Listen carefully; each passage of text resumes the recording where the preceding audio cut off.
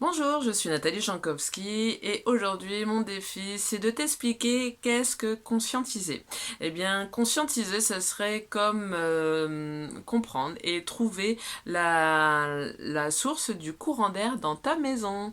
Alors je t'explique tout ça dans cette vidéo et je t'invite à rester jusqu'à la fin puisqu'à la fin je te partage des outils pour pouvoir conscientiser. Alors, c'est quoi conscientiser? Eh bien, c'est comprendre la source d'une problématique émotionnelle, physique ou énergétique en observant attentivement ce que l'on vit avec attention et pourquoi, de façon à identifier la raison et d'y apporter une solution. Voilà. Par exemple, quand je parle de la maison et du courant d'air, es dans une maison, tu sens le courant d'air, tu peux te dire, bon, bah, ouais, bah, c'est comme ça, il y a un courant d'air, et puis voilà. Et d'en arrêter là. Alors, conscientiser, ça va être t'arrêter et te dire non, moi j'aime pas ce courant d'air, faut que je trouve d'où il vient. Donc tu vas t'arrêter, par différentes techniques, tu vas trouver la source de ce courant d'air. Donc soit c'est un endroit qui n'a pas été isolé ou une fenêtre qui a besoin d'être changée enfin voilà. Tu vas identifier donc la raison de ce courant d'air en observant bien justement comment ça se passe et tu vas pouvoir y apporter une solution. Donc soit tu vas mettre du joint, soit tu vas isoler, soit tu vas mettre un rideau thermique, enfin voilà. Tu vas mettre des choses en place pour que ça diminue, voire que ça s'arrête. Donc bah voilà, c'est ça conscientiser, c'est comprendre ce que tu vis et pourquoi.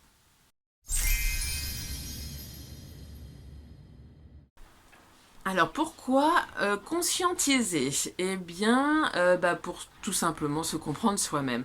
En fait, le fait d'identifier tes schémas de pensée, tes croyances imitantes, ça va te permettre de comprendre aussi, en fait, tes croyances imitantes, tes blessures, tes faiblesses, et ça va permettre de les identifier afin de travailler dessus, justement, pour les libérer et, justement, transformer ta vie. Par exemple, dans la maison, si tu trouves ce courant d'air et que tu mets des choses en place, eh bien, tu vas retrouver un confort de vie. Ça va être plus agréable, il va faire plus chaud, tu vas dépenser moins d'énergie à chauffer. Enfin voilà, tu retrouves un confort de vie. Eh bien, ton corps, c'est pareil. Si tu envoies une douleur, alors il peut y avoir aussi des raisons physiques, mais s'il n'y en a pas trop et que tu comprends pas trop pourquoi, par exemple, tu as mal au dos mais t'as pas fait d'effort, t'as rien soulevé et que tu te retrouves avec un mal de dos terrible, le mal de dos, globalement, le message émotionnel, ça serait que tu en as plein le dos. Et plein le dos, bah oui, c'est peut-être que tu t'en mets beaucoup trop et que tu as besoin peut-être d'alléger aussi tout ce que tu te mets sur le dos.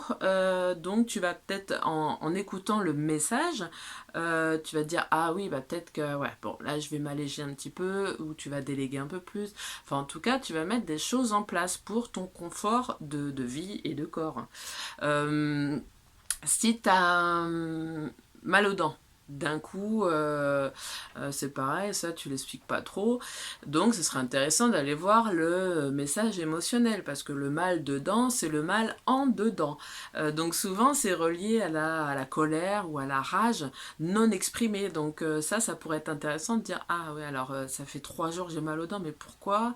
D'aller voir donc ce message émotionnel et de dire, ah ouais, alors le jour où ça s'est déclenché, alors qu'est-ce qui s'est passé? Ah mais ouais, j'ai eu un conflit avec un tel. Ah bah oui, d'accord, ok. Et là, ça permet de comprendre pourquoi justement tu as eu cette rage dedans qui s'est déclenchée. Par exemple, ou tu as une angine, on peut prendre l'exemple aussi sur l'angine. Bon, bien sûr, tu peux prendre un coup de froid, mais je vous invite toujours à aller voir quand même un peu le message émotionnel de vos douleurs, de vos maladies, parce que souvent c'est quand même très très parlant. Là, l'angine, par exemple, c'est une situation où une personne que l'on a, que l'on a qui est difficile à accepter, une situation qui est difficile à accepter, et souvent bon, il y a de la colère aussi envers une personne, et c'est quelque chose que tu as du mal à accepter, donc du mal à avaler, donc tu ravales tes paroles parce que justement, c'est une colère qui n'est pas exprimée non plus, donc ça reste là, ça reste au milieu, et ça s'inflamme. Eh bien, donc voilà, ça peut être aussi une explication de l'angine. Donc c'est important aussi d'aller voir toujours ces messages émotionnels et de conscientiser pourquoi ça nous arrive. Comment fait-on pour conscientiser? Eh bien, en s'arrêtant sur chaque problématique pour pouvoir y comprendre le sens. Si tu ressens telle douleur dans le corps, eh bien, pourquoi? Est-ce que tu as fait quelque chose qui est en lien avec cette douleur? Tu vas aller voir le message émotionnel. Ah, est-ce que ça te parle ou pas? Pourquoi tu vis telle situation? Qu'est-ce que tu ressens comme émotion? À quel éventuel événement passé ça peut te faire penser. Enfin voilà, c'est vraiment décortiquer tous tes moments de vie quotidien pour pouvoir comprendre.